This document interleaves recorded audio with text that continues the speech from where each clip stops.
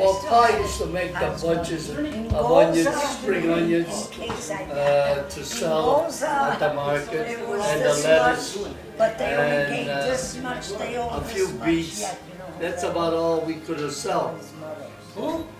Because no matter what we picked, we had to give half to Salwood. You mean Angel? How about, when we all lived together, 3 families? That wasn't a Gina's house. I know. How many bedrooms? There were only 2 bedrooms. No, there was 4 bedrooms there. No way. There was a big flat. I doubt it. There were no 4 bedrooms There in was those 2 days. bedrooms off the kitchen, Right, and one in Then I- right, and then there was an alcove. 3, that's all there And was, then there 3. was the alcove they used as a bed. I know, I remember. Oh, wait, that. But then, And Uncle Eddie got married in the 238, rather the 195, across the street in the, yeah, the well, Pizzuto. well, then he moved out. Yeah, When he got he- married there. Right, and then he opened up the fish market on the corner. And then we were just, These are mine. 2 families. No, I think everybody split after. Well, Lil and the father and Lil, moved they want to live across the street, upstairs on the 2nd floor. Upstairs from NASCAR. Yeah, Huh? Upstairs from NASCAR. Yeah. and we moved then to 238. All right, everyone, we're going to get started. First of all, I'd like to thank everyone, especially our esteemed guests here today, the guests of honor, my mom and all of her brothers. We've talked about for many, many years, all of our cousins, my brother and sister and I, and my cousins have spoken about this for years. This is when we got Uncle confirmed, Andy and I. Uncle Tony, wait a minute. We'll get you going in a second, but in the meantime, I just wanted to say a few things that I think are important. From my perspective, and I'm sure from all of your perspectives, this is one of the most important events in our lifetime. Not often can we chronicle our family's history when our family is with us, and you're here with us. That was one of the thoughts that I wanted to share. The other thing that I wanted to share, we've been blessed to have not one father, but all of you as fathers, and Uncle Andy as well, who isn't with us now. And one of my regrets is that we didn't do this sooner so that he could have been here as well, so that all of our fathers and our uncles have been here. I thank all of you for coming here. This, as I said, is one of the most important events in our lifetime. And I thank you for agreeing to be here and to help us remember and to learn about what we did know about our family going back as far as you can remember. As far as I'm concerned, that's what today is all about. Love of you and of our family. And I think that all of my cousins and everyone in this room would agree that one of the most important things that you and my mom and my dad and all of our relatives have instilled in us is love of family. And that's why we're here today. So first of all, we'd like to know the name that you were given at birth. What was your full name? My full name? Your full name? Antonio Matteliano. Antonio Matteliano. And Uncle Jim, what was your first name? Your Vincenzo Matteliano. okay, Uncle Jim could answer some questions. Uncle Steve, how about yourself? Steveno. Uncle Steve. Mom, what was your name at birth? Maria Maria Calogero. Calogero. Okay. So we have multiple answers here. Uncle Charlie. My name was Calogero. Calogero. Okay. So, Uncle Tom, were you born at home or in the hospital? Yeah. There was no hospital in our town. Everybody was born at home in those days. So Well, then Mama. Uncle Jim and Uncle Andy were born Right in the home. But they had a midwife. a midwife. Okay. So were any of you named after like a family friend, or was it all relatives that you were We named all were named after our grandfather. after? Your grandfather. And how about my mother? And the second one was named after the wife's father. That's how the cycle went. That's how the cycle went. Okay, good. I know some of you in this room have nicknames. Did you have a nickname? What is your nickname? I didn't have any. But we all call you Nino, right? That's all. So there's your nickname. That's all. Uncle Jim, we know that your real name was what? Your, Vincenzo. Vincenzo. So how did you get the name Jim? Where did Jim come from? Well, that was the closest translation when it came to English. Ah, it was Jim. Okay, not Vinny. Not Vinny. Okay, well that's There good. was no J.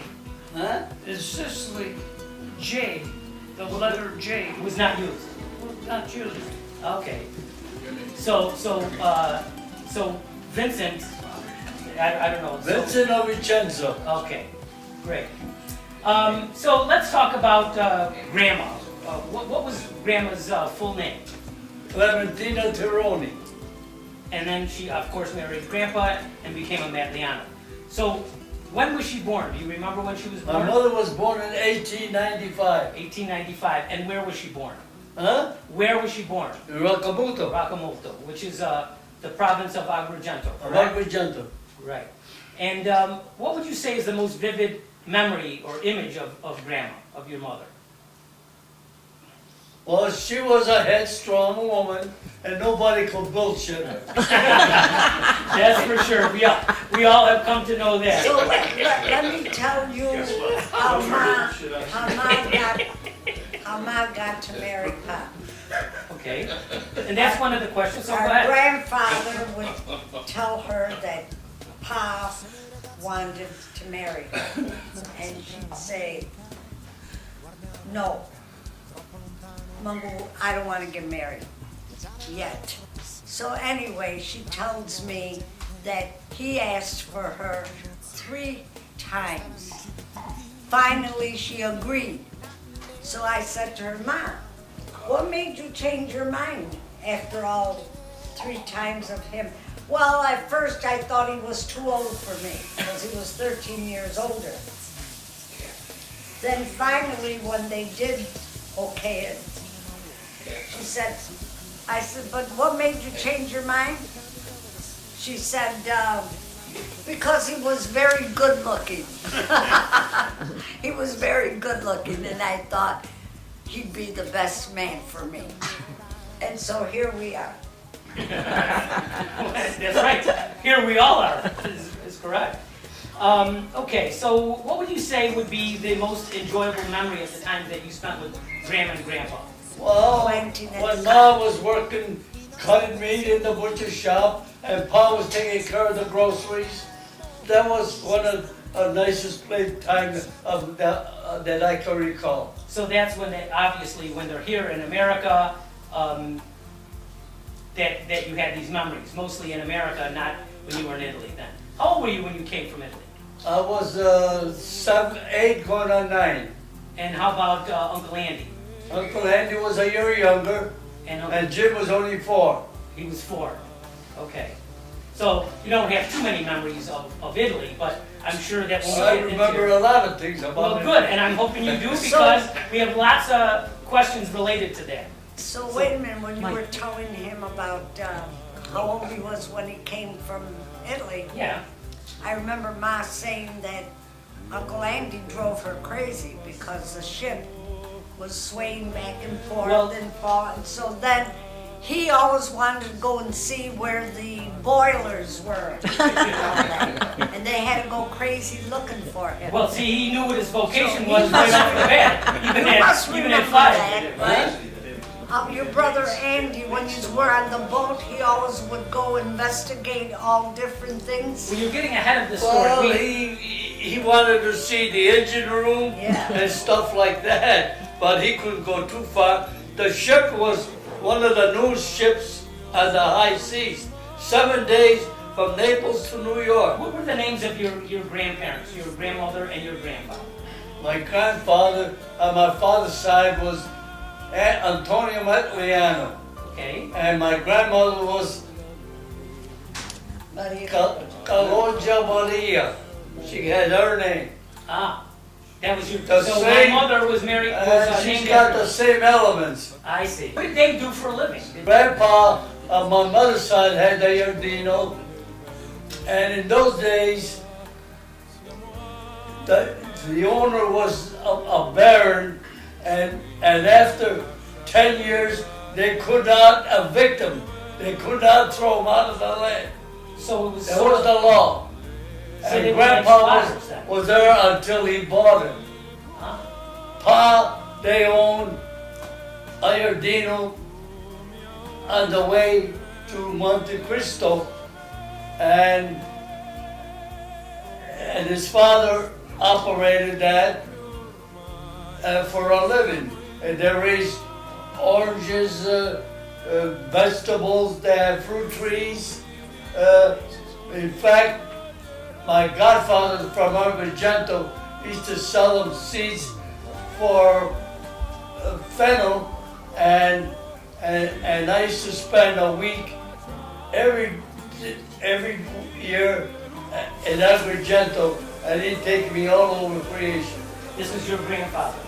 That was my godfather, Your godfather. right? And figs dominated the fruit.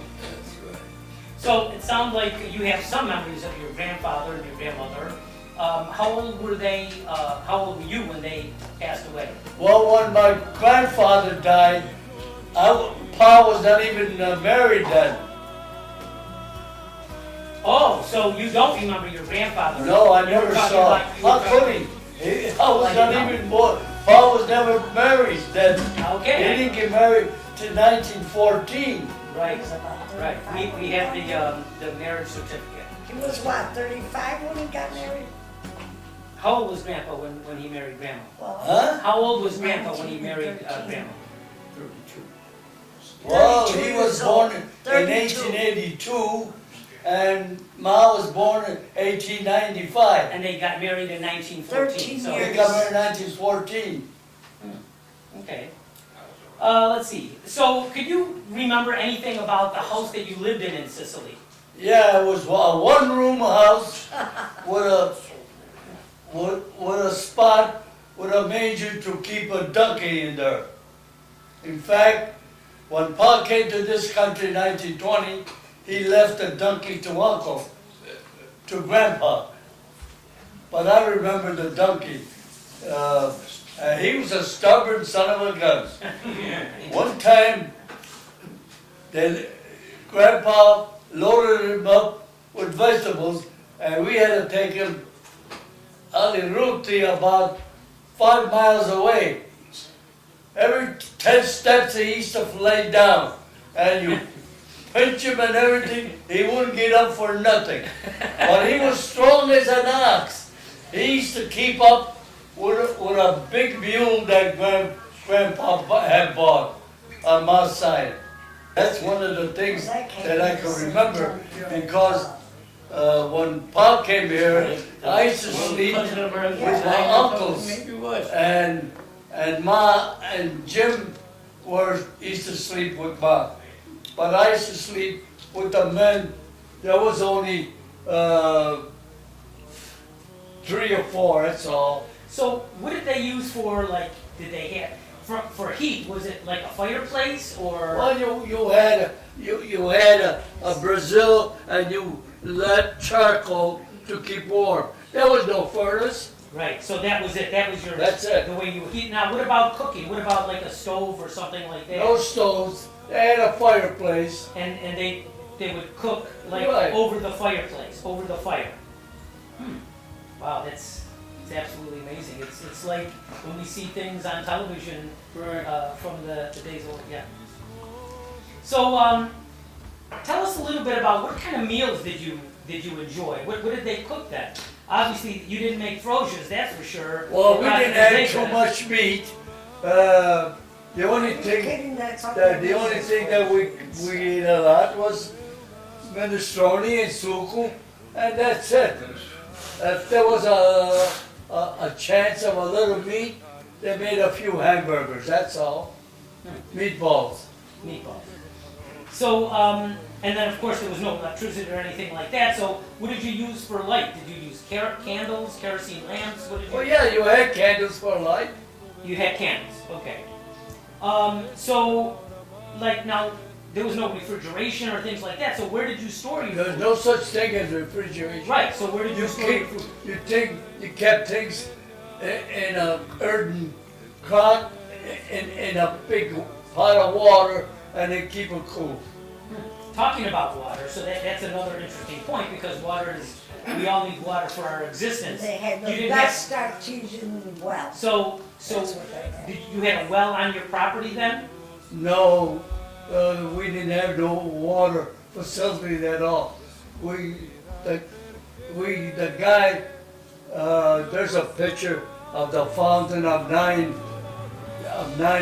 faucets, and the guy used to fill it up, and he'd come around and sell the water to the people. So that's how you had water then? They were Oh supposed to yeah, have one right on the but ground. no water. Nobody had water in the house. No, not in the house, but you didn't. No plumbing. That was your only source of water, was someone that brought it in barrels and stuff. Right. I thought you had a well, that Ma said. No, we didn't have a well on Grandpa's property. You're talking about Ma's family. The only well that you remember is when we were in Southwood Fire. How often did you take a bath? Ma said. So then, you know, obviously water is for cooking, for bathing, you know, hygiene. How did you keep clean? When it rained, you got wet. Nice. Good place. And then, of course, it must have been just like the cottage in Angola. You must have had an outhouse then when you had to go to the bathroom. Is that right? Sure. So, Uncle Tone, where would you go to the bathroom facilities then? Laughing. He thought that was. Did you have like an outhouse, or would you just No, go to the fields? you kept a pot in the house, and the next day you dispose of it. Not even the So, same day, the next day. Like a chamber pot is what they call it in Right. England. Yeah. What did Grandpa do for a living in Italy? Which grandpa you refer to? No, your father. My father, I Yeah. told you, they had the giardino that they. Oh, okay, so they had the garden and they sold the vegetables like an outdoor. Yeah, they sort of- raised all kind of vegetables. They had fruit trees, orange trees, lemon trees. And did you can any of the stuff for, Well, yeah, I remember that. you remember canning and everything like that? That's great. But they couldn't do too much canning. Yeah, because you needed to boil the It things. probably you was needed to- olives, stuff like that. Pardon? And guess what? What? No bananas. No bananas. Wasn't that much. So let's now move away from that a little bit and into some of the seasons or special occasions. So what on Sunday did you go to church? Did the family go to church on Sundays? Oh, yeah, there was a lot of churches in our town. So how far was church from where you lived into the town? How far away was it? Well, the first church must have been about 40 up, equivalent to 4 blocks. Oh, 4 blocks. Oh, so every Sunday you would walk to church then? You had to walk regardless. Nobody For went everything, to church, right? and they're still not So- going. I said, nobody went to So church, and they're still so not did going. the family go every Sunday to church? Well, I couldn't remember. There were so many. I had 15 children, you know, so you couldn't keep track who went to church or not. Sure. And how about things like Christmas? It's Christmas now. Huh? How about Christmas? What did you do for Christmas there? Was that a big holiday? Did you celebrate Christmas? We celebrated with a big dinner, stuff like that. And we always had wine Of course. because we had vineyards. So did you have vineyards on your property there? Yeah. So not only did you grow the oranges and some of the other fruit, but you also had grapes and that you made wine, and obviously you ate some of them as well. Well, we used to get our salt for nothing. The salt mines were on the outskirts of the town, and when the donkeys used to transport it up the road, they used to pass our gate, and they would throw a hunk of salt overboard, and we would give them some fruit.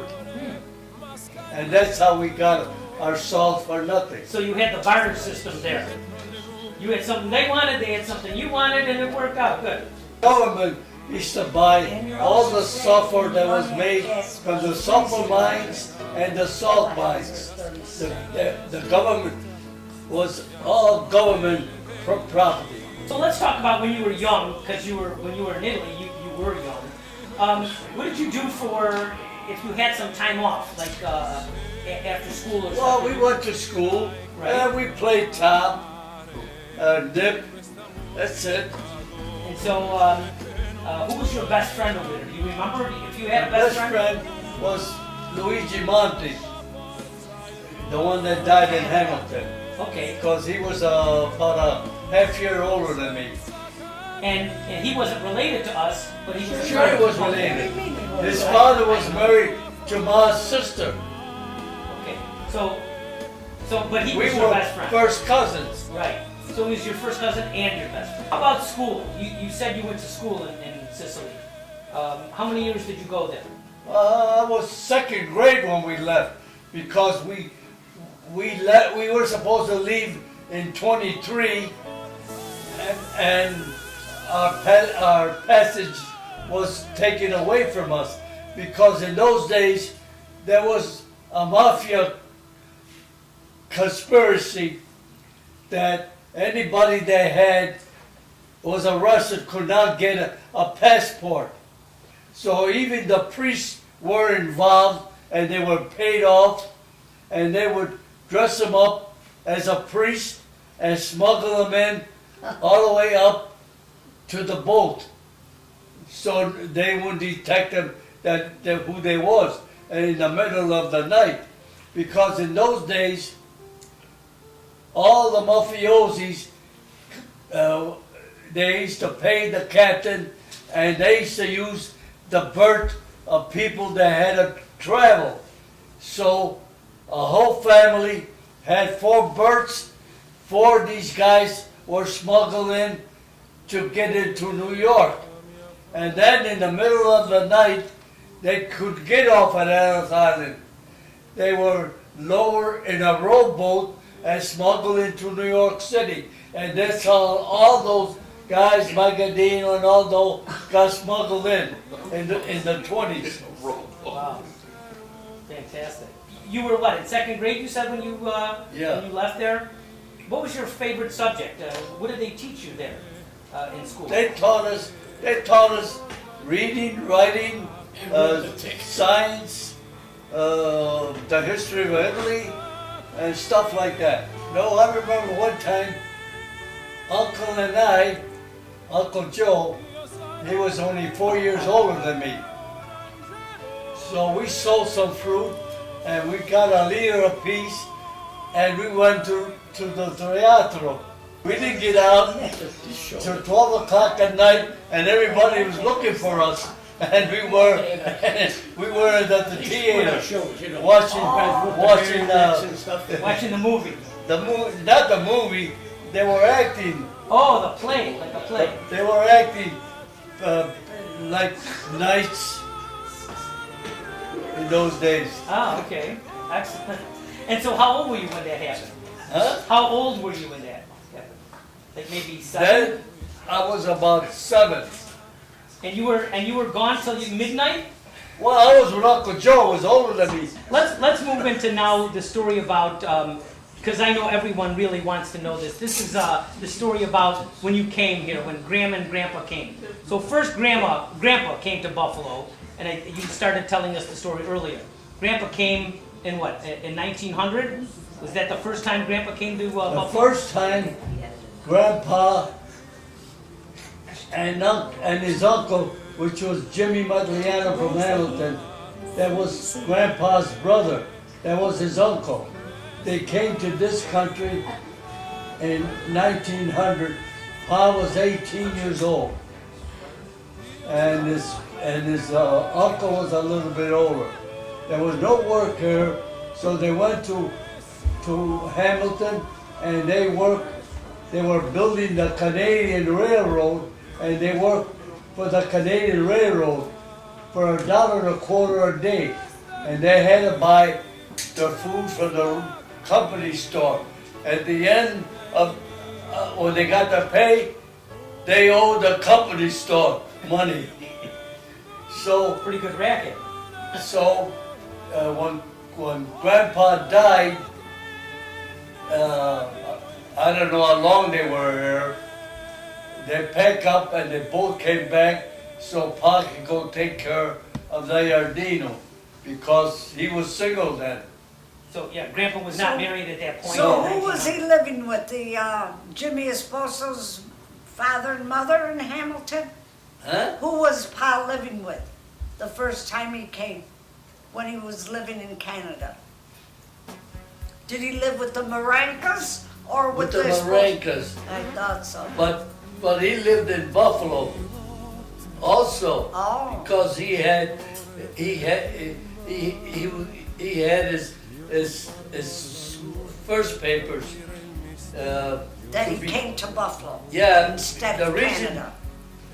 he had to wait 5 years to get his citizen paper, and he came in 1920, and we came in 24, and then he didn't become a citizen till 1925, and that's how our names were on his citizen paper. Because initially they weren't. So you became citizens then? We Well, became through citizens Pa. Yeah. automatically through Pa, Well, citizen actually, paper.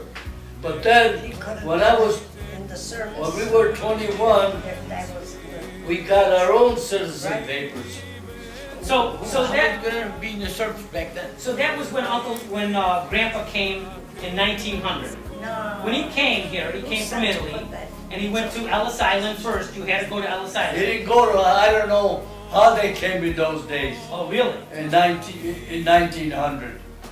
So- But things were not strict on the border. You could cross back and forth without any effort. Oh, so when he If there came, was no work here, they went in Canada. There was no work in Canada, they came to Buffalo. I see. So he didn't go through Ellis Island in 1900. Not that I know of. Okay. So, do you know the name of the ship that Grandpa came in on the first time? Or No, I don't know Remember that name. what ship they came over. That probably was one of those transport ship that took 2 months. Ah, Our ship was a modern vessel and only took us 7 days from Naples to New York. so let's talk about that part now. So Grandpa was here, stayed for a while, went back, helped the family out with the business, etc. And then obviously he wasn't married when he was here, so he got married when he went back. Then he didn't even get married till 1914. Right, so in 1914, he got married. And so when did the decision happen to come to America? They could make a living with his uncle. They raised some stuff and it was a failure. He decided to pack up and come to America. So when he made that decision, did he come back by himself? Yeah, He came back by himself, no relatives, he just came by no, he himself. came over here alone in 1920. Right, so in 1920, he came. Now he had to go through Ellis Island, right? I don't know if he did or not. Okay, so then he was here. So he came and he was in Buffalo, and how long was he here before? He was here 4 years before you and Grandma. Well, and, then we didn't come to 1924. right, so that was about 4 years later, right? So where was he when was he in Buffalo or was he in Canada? He was in both places. He was going Over back and there, forth. he could go back and forth without nothing. Oh, okay. So now you, Uncle Jim, Uncle Andy, and Grandma get on the ship in Naples to come to America. And you came to Ellis Island. Yeah, we landed in New York at nighttime. I remember going to the bathroom, I looked at the porthole, the ship wasn't moving, and all the lights I saw of New York. And I figured we arrived. And then the next morning, they dropped us off at Ellis Island. Tell me, were you, I know it was at night, did you actually see the Statue of Liberty or anything when you were, Well, we didn't know nothing about the statue.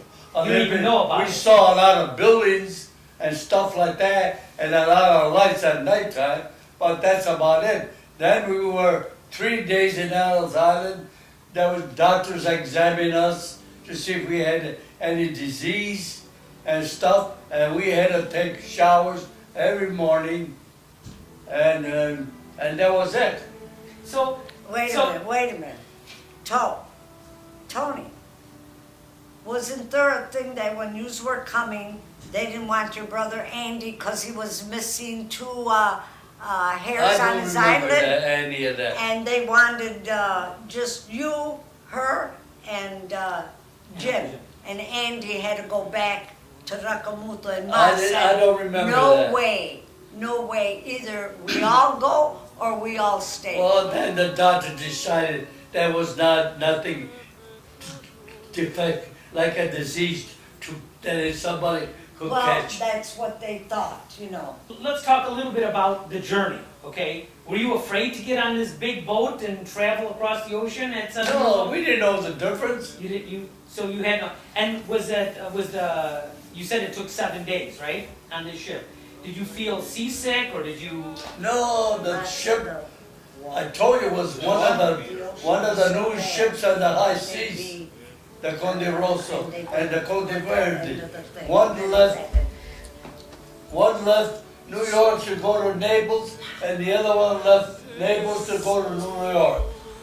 It took us 7 days on the boat. 7 days? That's amazing. In those days, that was good traveling. It sure is, even today, by today's standards, 7 days across 4,000 miles of ocean or more, fantastic.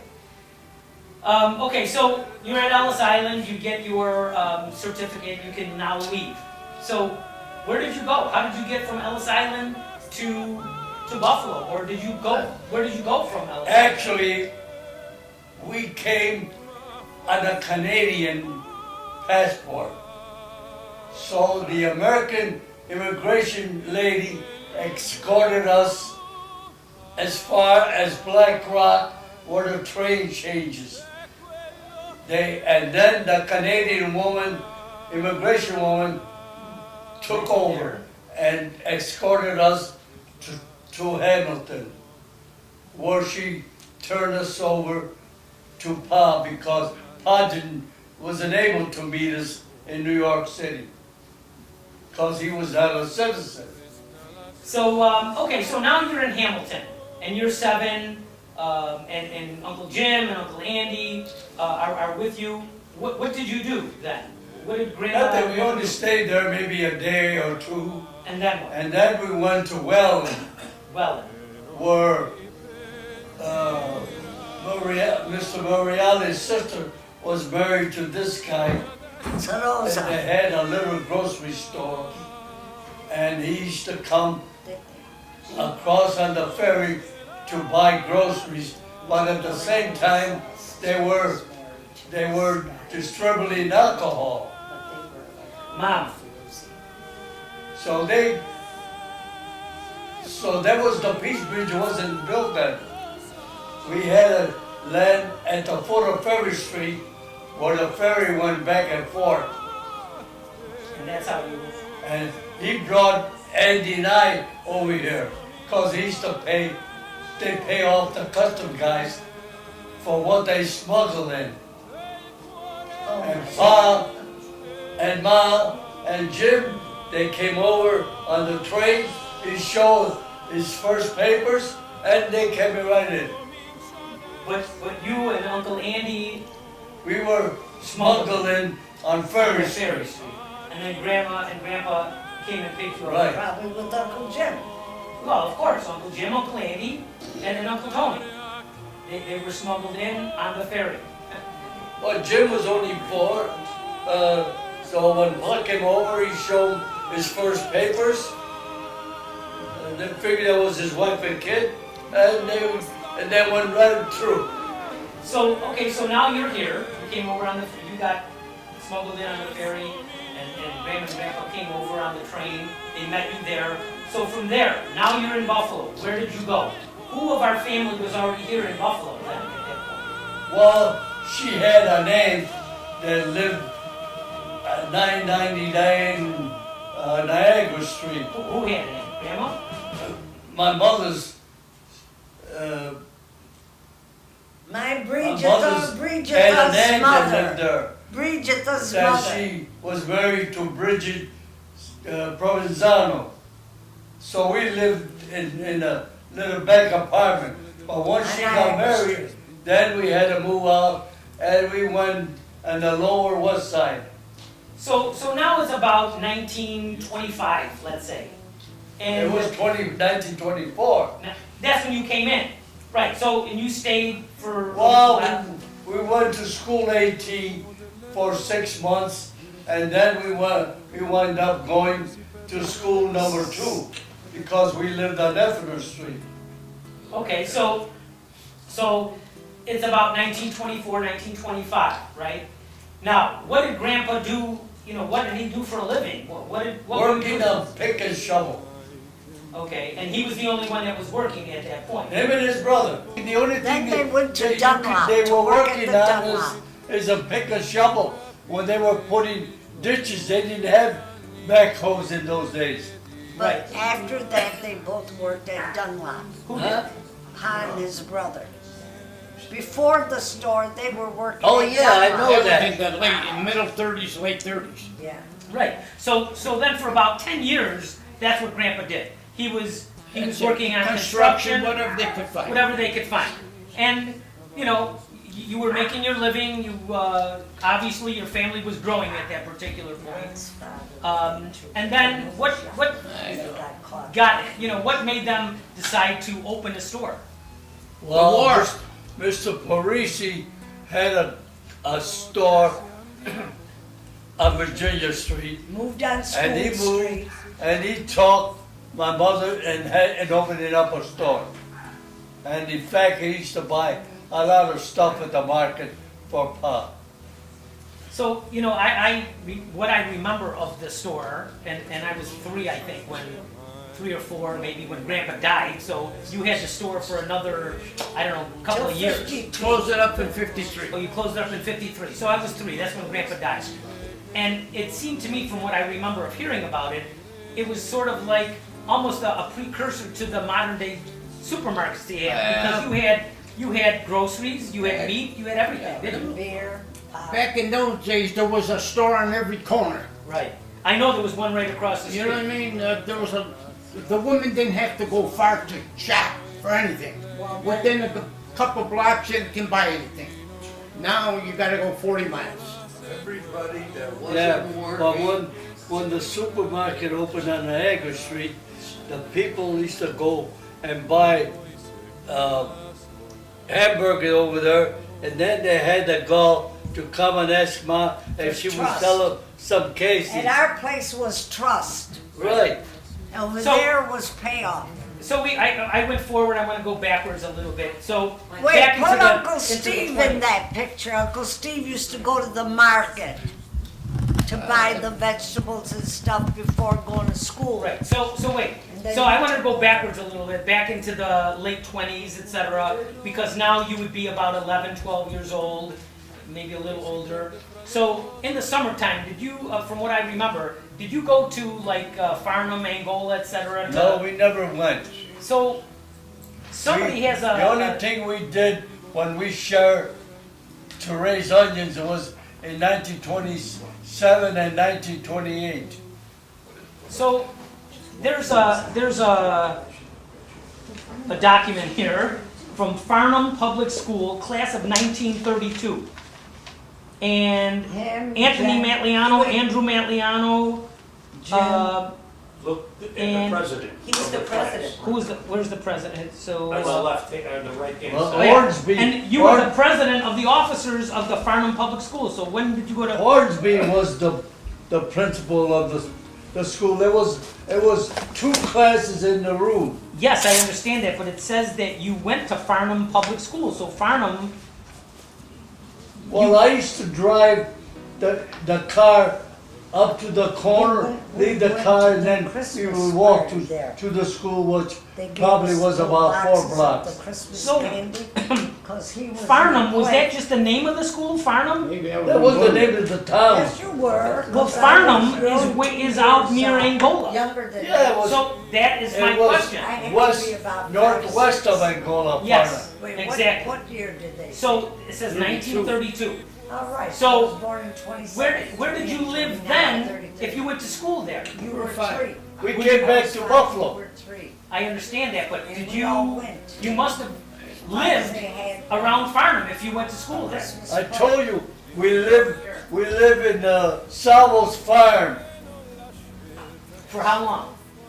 for about 7 months. We had grapes, orchards, a pony, 2 riding horses, milk cows, and people in the summertime would come over and rent riding horses. So I remember pounding the post from a wagon with a sledgehammer to pound the post of the grapes down, and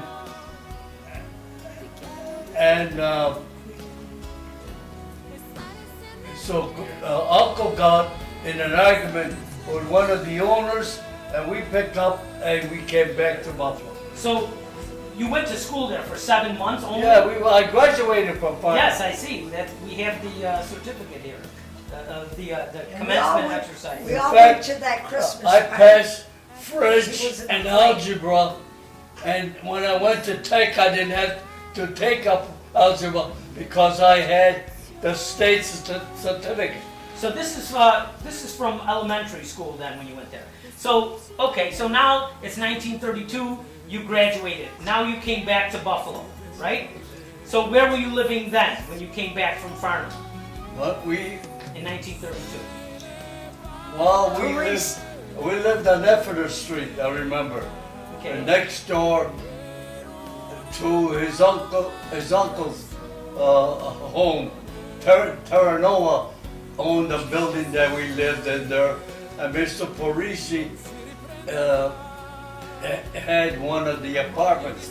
So then, when he had enough money, he bought 95 Trent Avenue, and we moved to 95 Trent Avenue. Wait a minute. In Parisi's house. Didn't we live where Kane, Huh? where the Kane people lived? On Kane Trent? lived upstairs The Kane. on the second floor. There was a listener. Yeah, Okay. Right. no. So now at this point, all of you are born, right? Or what year were you born? 29. 29. So you were all born. So now you're all here. It must have been either very crowded or it must have been a pretty big apartment. Because The houses we lived in, they were pretty good sized apartments. They Yeah. were, we weren't crowded. right. So now it's 1932. Where did you go to school after you graduated from Farnham? Where did you go to school? Number 2. No, after you graduated then. Well, I went to Tech for 6 months and that was it.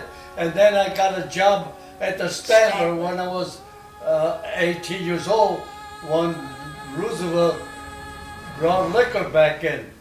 After Prohibition. Right. So now you went to Tech for a while. Then Uncle Jim and all of you Tech. went to Tech, right?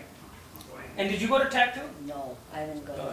They didn't I have went girls to over at Hutch that time. before it became Tech. Oh, okay. When So, he and him, Uncle Andy went first, they were girls there. But then after they graduated, they stopped the girls, it was all boys. just boys. Okay. Well, the principal make him pass He skipped and grades. skip him to from third grade Because he was because too he had bright. good marks. The principal was Mr. Grimes. The principal was Mr. Wright of 73 and number 2. So you went to Tech for 6 months, and then Uncle Jim and the rest of uncles went on, and they all graduated, right? Andy, Jim, and him graduated from there. I didn't graduate, I went there for a year and a half or 2 years and I left. Okay. At that time we had the store, Right. I didn't even have a license, I had to go to the market. I skipped a lot of school because I was always tied up with Sure. the store, the this and store, that. etc.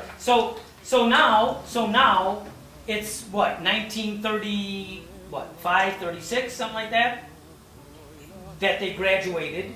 And when did you open the store? In 41? In 42. 42. In 42. He So was the only one married then, Uncle Tony was married when you Yeah. had the store. yeah. I didn't get Then married Uncle till Andy. 1940. I know it, Yeah, I was married when they opened the store. yeah. War was that?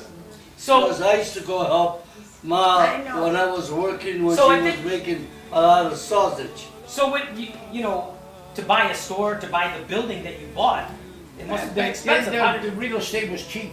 I think they paid about $4,500 for that building. right, 4,500. But at the time, he was talking about making $2-3 a day. I and know. 4,500 is One still year, a in lot of one The money. money year. went further back then. In 1 year, they bought that Building. 454 7th, where the grocery store was, and they bought 418 Busty just before that.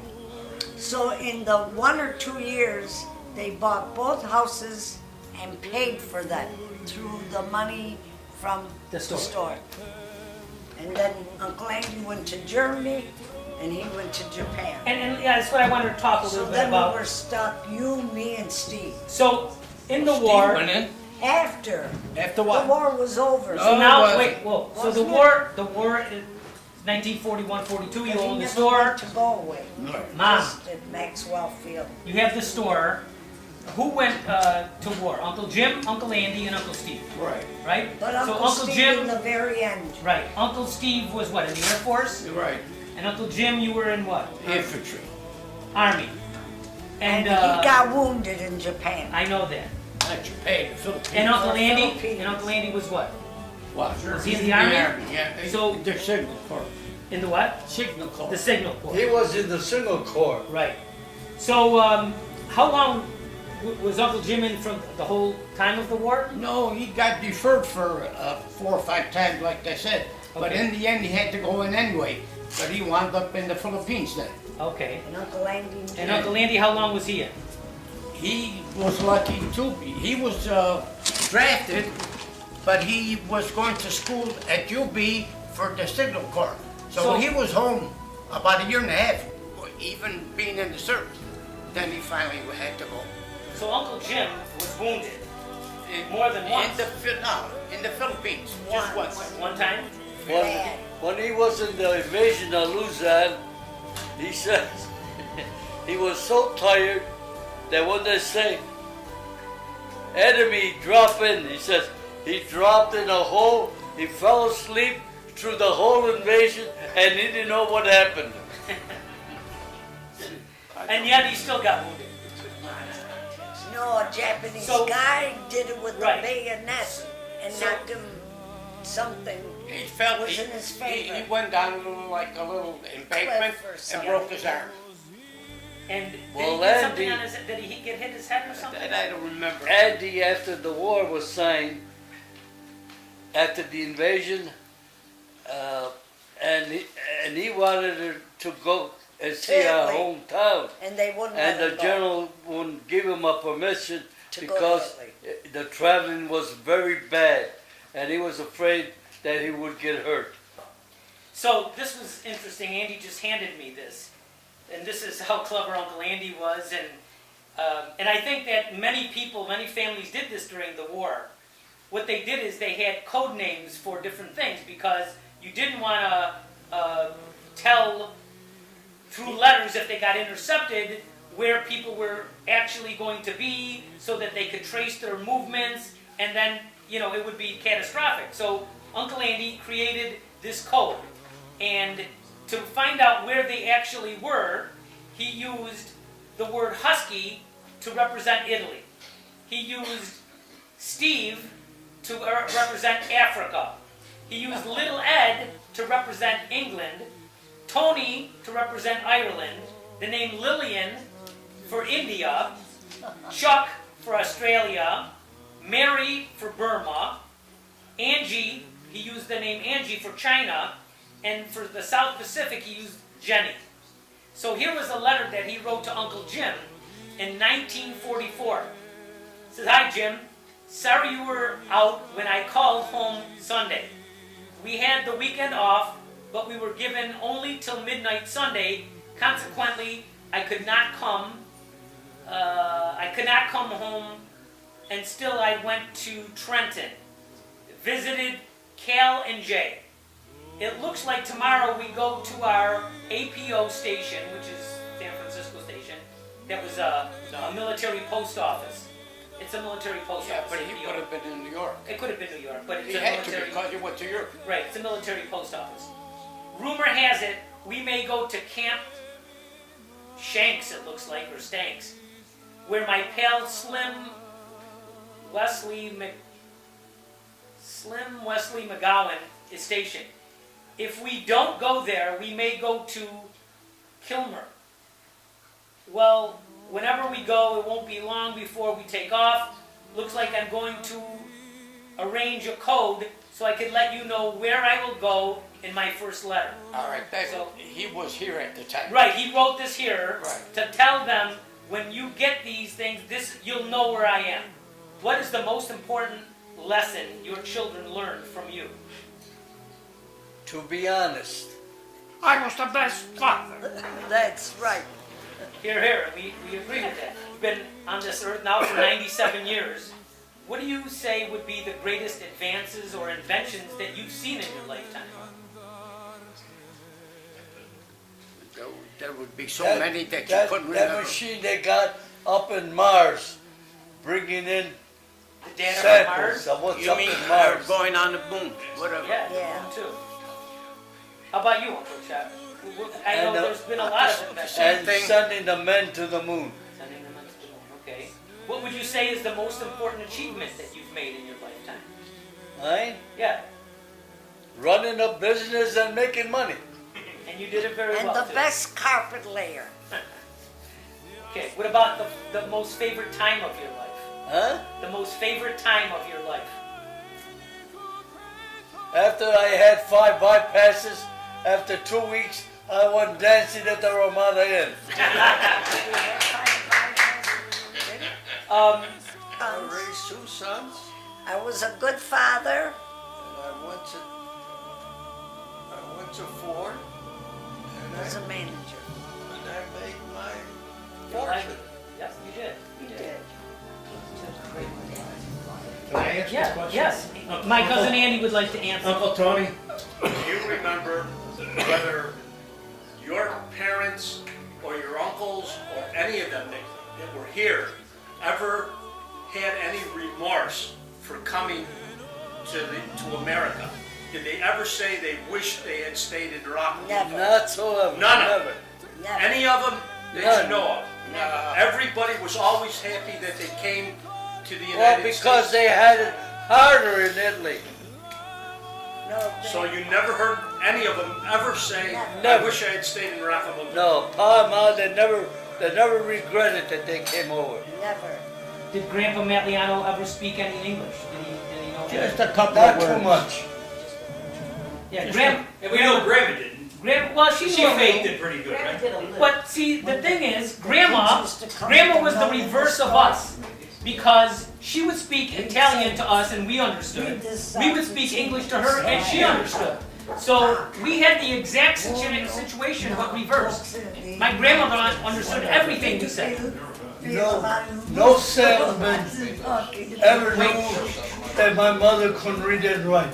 They could not bullshit her. And yet she learned how to write herself all the telephone numbers of cousins and sons and aunts. She did it by her own, without ever going to school. And she learned to read the scale. Oh, yeah. I mean, that was tough. Right? Or she had a way, say, hand, cold cuts. She had a great mind. Yeah, she knew those little numbers on the And she scale. used to cut the meat, Yeah. and when she would go, Let Uncle Jim speak. Oh, she would pick Uncle up. Jim, talk about Mom. tell me a little bit about Grandma. that She you would could pick not up a remember. half a cow from the fridge and bring it in and start cutting. So did I when she was out of town. So, Uncle Jim, tell me a little bit about Grandma, your mother. What do you remember? Some of the things you remember. About Mom? Yeah. About the store when you would. She was an amazing woman. I don't know how she did it. She was probably the brainiest person that I've ever known. Without an education, she was superb. Oh my God, she ran that store like you'd think she had it forever. And nobody could bullshit her. Well, she used to rely on you. She used to rely on you after the store was closed I used to go When, everywhere.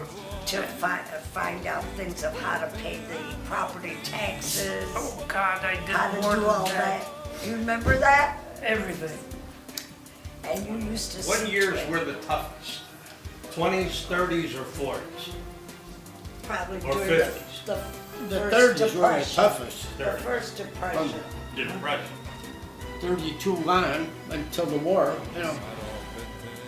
Mike, you asked when they were kids, what the grandpa, but all of the kids were And once shiny shoes, all that's how they made extra money was anything, right? Right, so I thank you for reminding me, because I think, Uncle Tony, you worked at the Statler for a while, but even before that, when you were younger, and Jimmy just reminded me, I think most of you, had shoe shining kits and you would go shine shoes. I still got my shiny box. I know, Sharon told me about that, they fixed it up and they Well, they- Jimmy used to go shiny shoes downtown. When he was about 12, I used to leave my shining box at over the Lafayette store. Yes, yeah, across That was the store. from the Hotel Lafayette. Yeah. Well, there was bathrooms that go down. Right. Shell Square. Charlotte Square, yeah. Yeah. And that's where you would go to shine shoes? I used to go to shiny shoes there, right? Yeah, in those days, you got a nickel for a shine. And You what never about- got a dime, And what about when you went to sell Stella? huh? Stella, the Clarks, from house to house. The bleach. La Stella? Oh, well, I Stella. worked with the guy with this fellow that used to make it. Yeah. You used to go sell that, right? So, I think that it would be safe to say on behalf of all of my cousins here that our foundation is very strong. One, because hard work was definitely a part of it. It was in all of your upbringing, from the time you were in Italy to when you came here. You didn't have an easy life, you had a hard life, but it was a good life. And as a result of all of that hard work, it kept you close.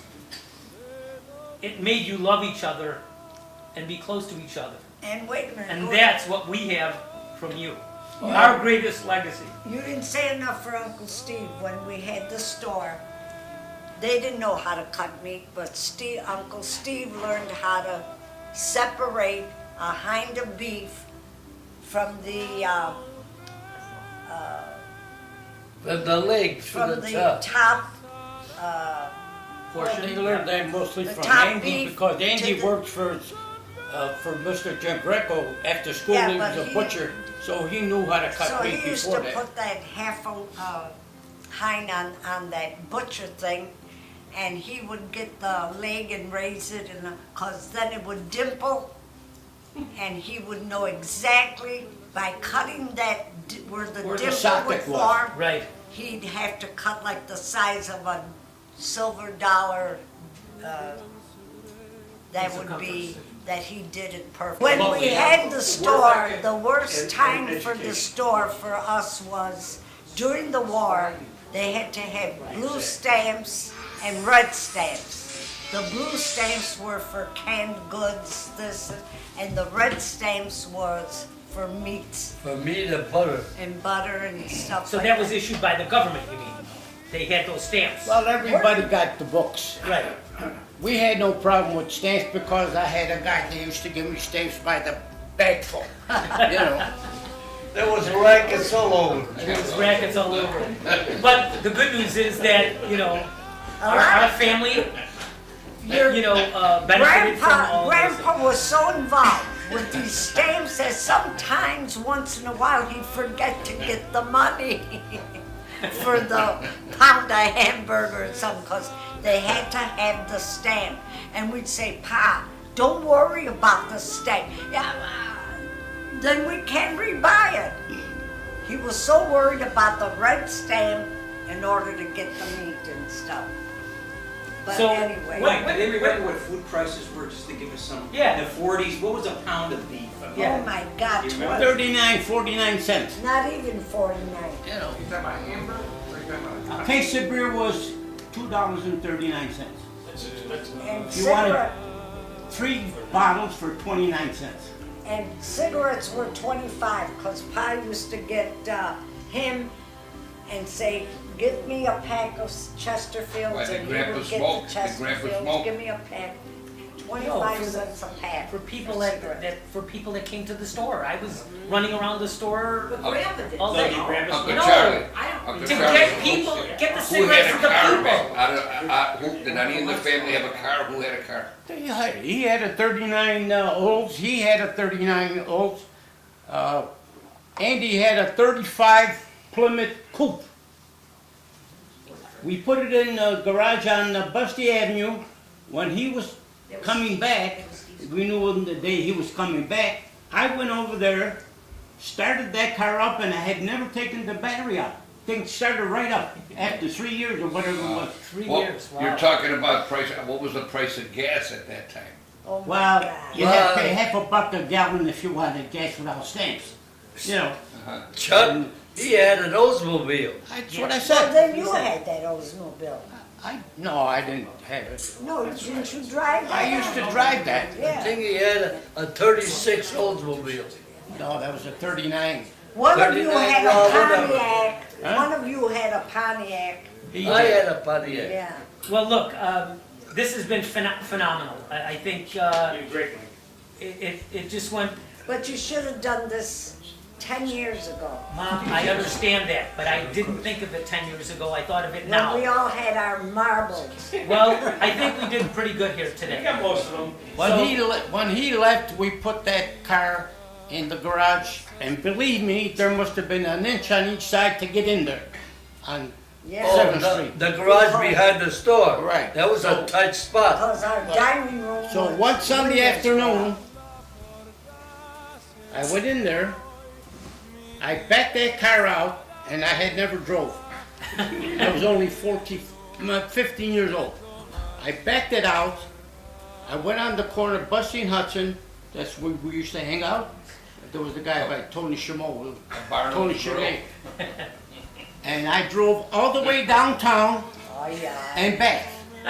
And I put it back in there. And that's when I started to drive.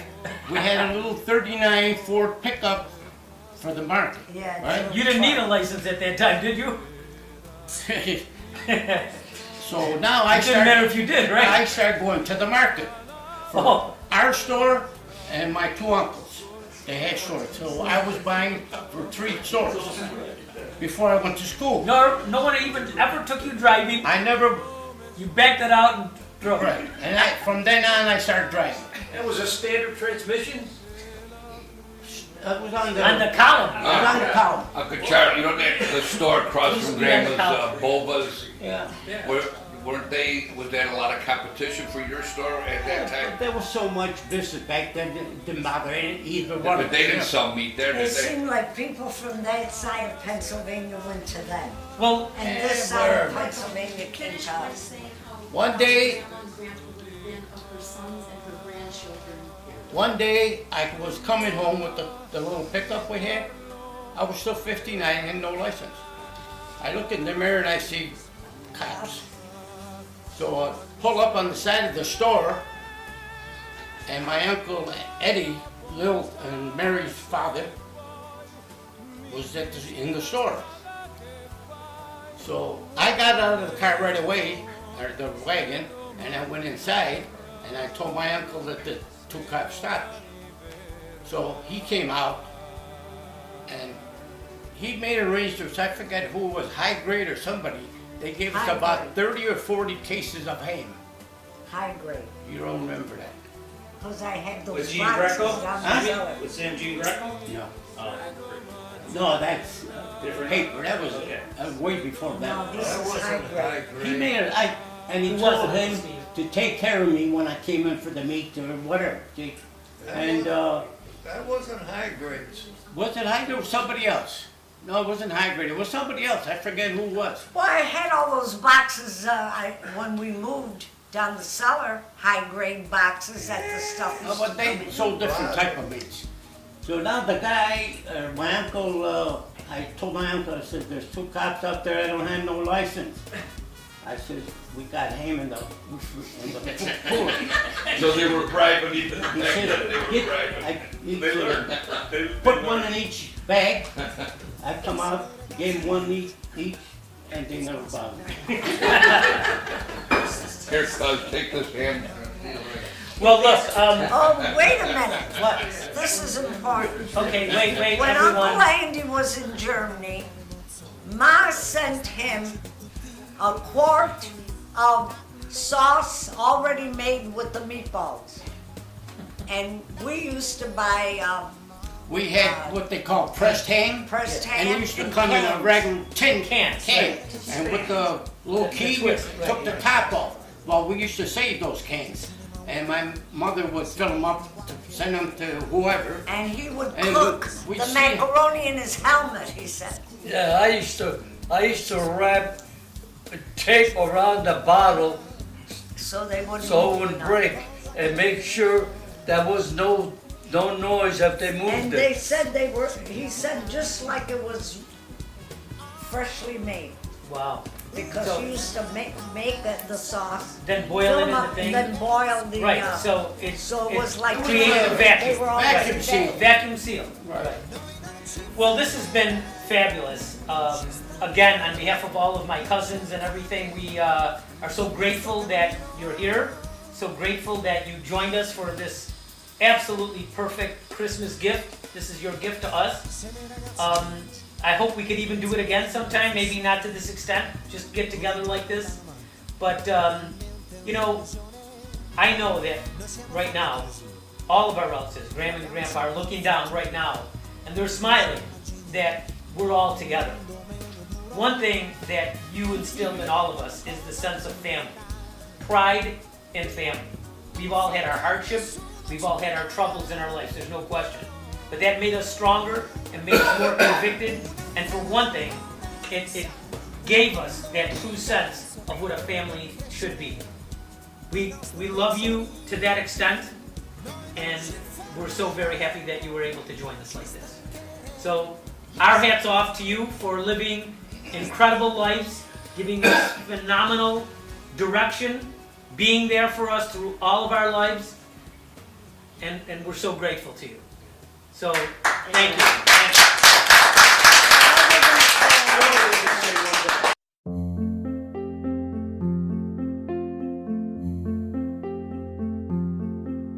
Già la sento, già la sento morire, però è calma, sembra voglia dormire. Poi con gli occhi lei mi viene a cercare, poi si toglie anche l'ultimo velo, anche l'ultimo cielo, anche l'ultimo bacio. Forse è colpa mia, forse è colpa tua, è così, sono rimasto a pensare. Ma la vita, ma la vita cos'è? Tutto o niente, forse neanche un perché. Con le mani lei mi viene a cercare, poi mi stringe, lentamente mi lascia, lentamente mi stringe, lentamente mi cerca.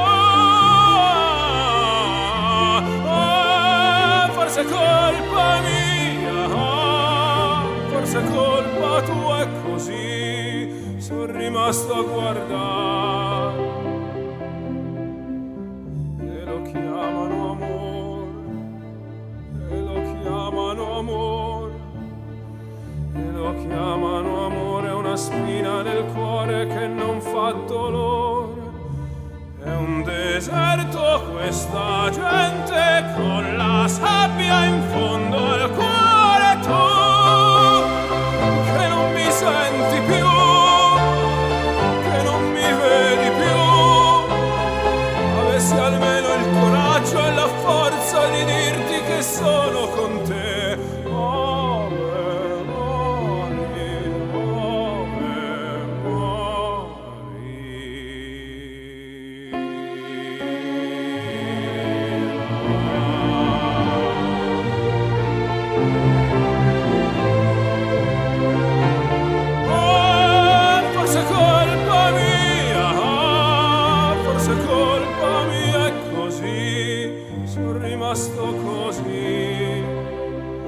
Rimasto così.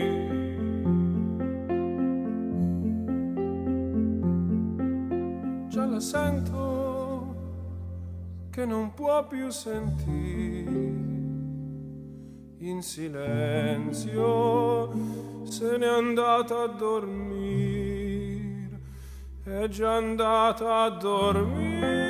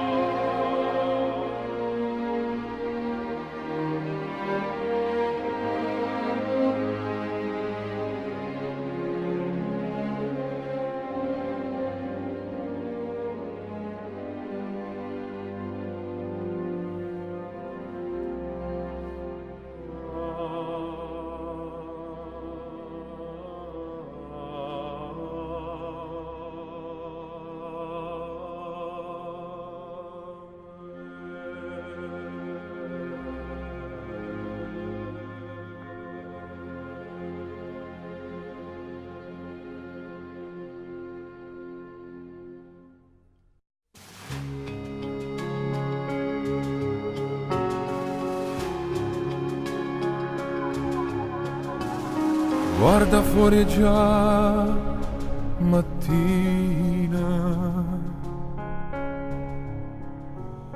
Questo è un giorno che ricorderai. Alzati in fretta e vai. C'è chi credente non ti arrendere.